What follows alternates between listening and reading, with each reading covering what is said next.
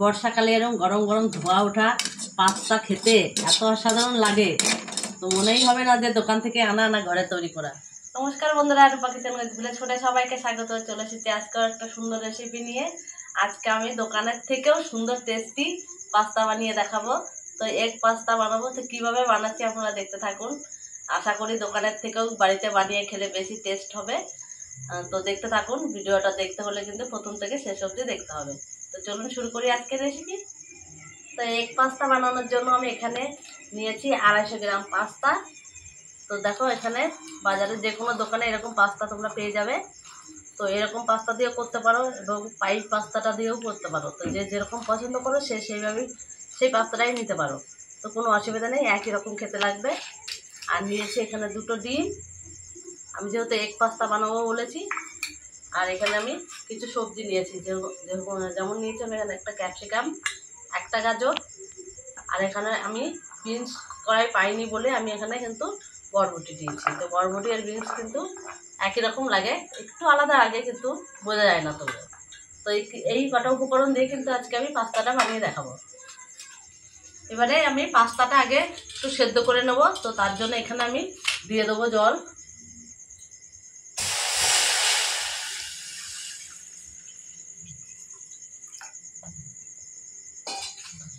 এবারে এই জলের মধ্যে দিয়ে দেবো আমি 1 চামচ লবণ,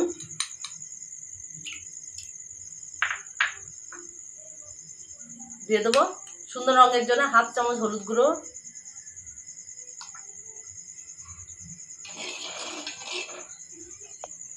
আর দিয়ে দেবো এই চামচের 2 থেকে 3 চামচ তেল। তেল দিলে পাস্তাটা যখন সেদ্ধ হবে তখন কিন্তু গায়ে গায়ে জড়িয়ে যাবে না।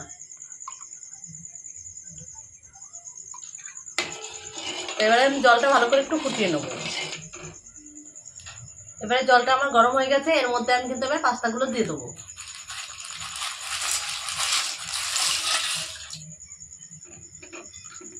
এবারে এটা 5 মিনিটের মধ্যে আমি একটু ফুটিয়ে নেব, ততক্ষণে কিন্তু পাস্তাটা ভালোভাবে সেদ্ধ হয়ে যাবে।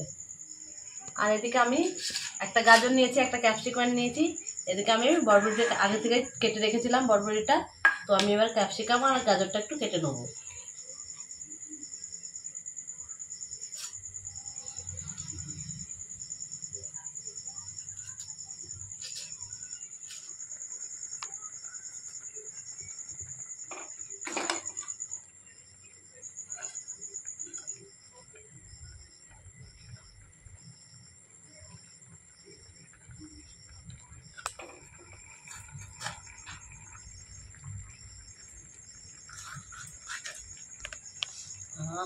সুন্দর গন্ধ ক্যাপসিকামটা,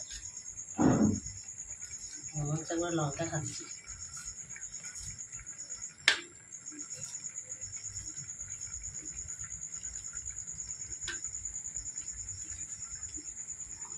তো বন্ধুরা, আমার কিন্তু পাস্তাটা সেদ্ধ হয়ে গেছে।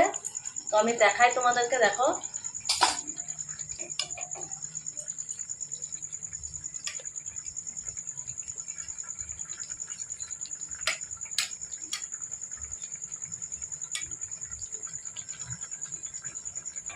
দেখো মানে 70% মতো সেদ্ধ হতে হবে। তো আমার কিন্তু সেদ্ধ হয়ে গেছে। এবার আমি কিন্তু একটু নামিয়ে নেব। তো নামানোর জন্য কিন্তু আমি এরকম একটা ফুটো গামলা নিয়েছি। এই গামলাটার মধ্যে কিন্তু আমি ঢেলে দেবো।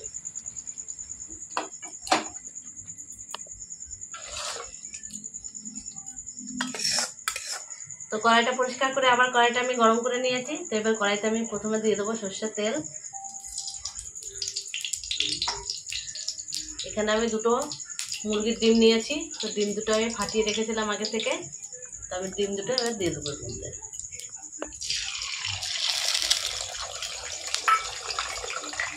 এবারে ডিমের ভেতরে আমি একটু লবণ দিয়ে দেবো।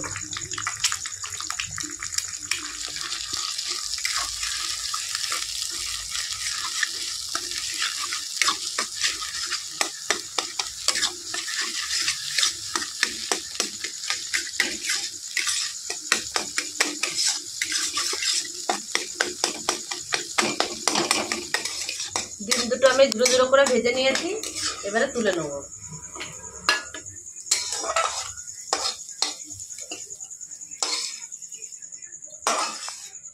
কড়াই পরিষ্কার করে নিয়েছি, আবার কড়াইতে দিয়ে দেবো তেল। আজকে কিন্তু আমি পাস্তাটা সর্ষের তেলেই করব, তো আপনারা কিন্তু চাইলে সাদা তেলেও করতে পারেন। তো এখানে আমি রসুন আর আদা কুচিয়ে রেখেছিলাম, তো প্রথমে কিন্তু আমি রসুন আর আদা কুচিটা এর মধ্যে দিয়ে দেবো।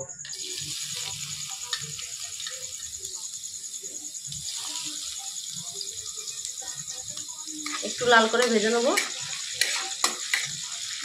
এবার 3টে থেকে 4টে কাঁচা লঙ্কা আমি বড় বড় করে কুচিয়ে রেখেছি, তো এটা এর মধ্যে দিয়ে দেবো। মাঝারি সাইজের 2টো পেঁয়াজ আমি একটু বড় করে কেটেছি।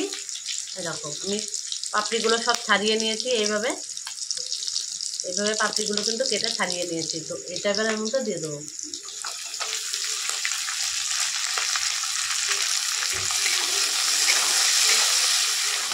এবারে আমি প্রথমে কিন্তু একটু গাজরটা ভেজে নেবো।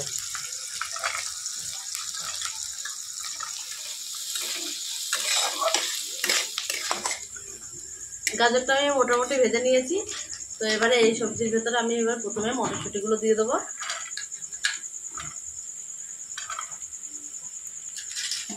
আর যে আমি ক্যাপসিকাম কেটে রেখেছিলাম এটাও দিয়ে দেবো।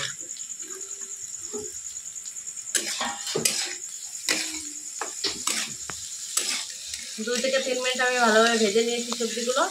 তো এবার আমি টমেটো কুচি দিয়ে দেবো এর মধ্যে।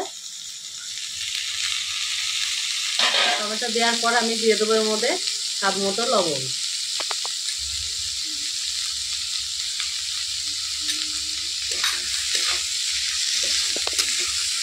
লবণটা দিয়ে আমি একটু নাড়াচাড়া করে নেবো, যাতে করে সবজিগুলো ভালোভাবে গলে যায়।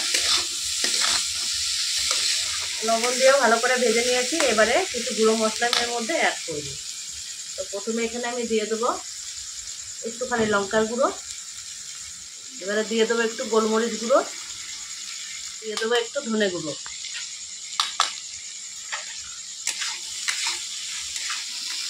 সব সবজিগুলো ভালো করে ভেজে নিয়েছি। এবারে এর মধ্যে আমি 2 থেকে 3 চামচ দিয়ে দেবো টমেটো সস।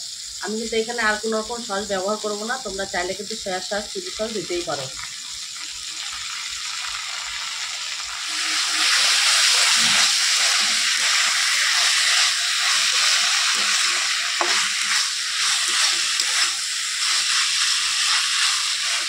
এবারে সেদ্ধ করে রাখা পাস্তাটা দিয়ে দেবো।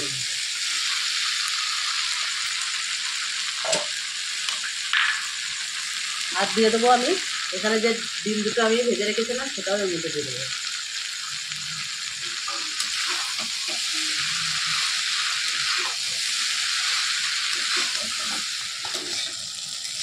তো বন্ধুরা দেখো কত সুন্দর হয়েছে।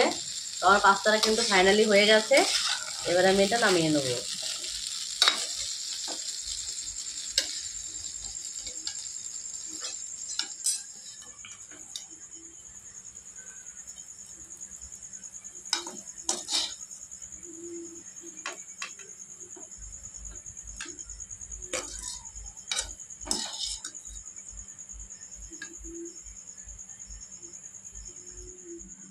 তো দেখো বন্ধুরা, এই বর্ষাকালে এরকম গরম গরম ধোয়া ওঠা পাস্তা খেতে এত অসাধারণ লাগে, তো মনেই হবে না যে দোকান থেকে আনা না ঘরে তৈরি করা।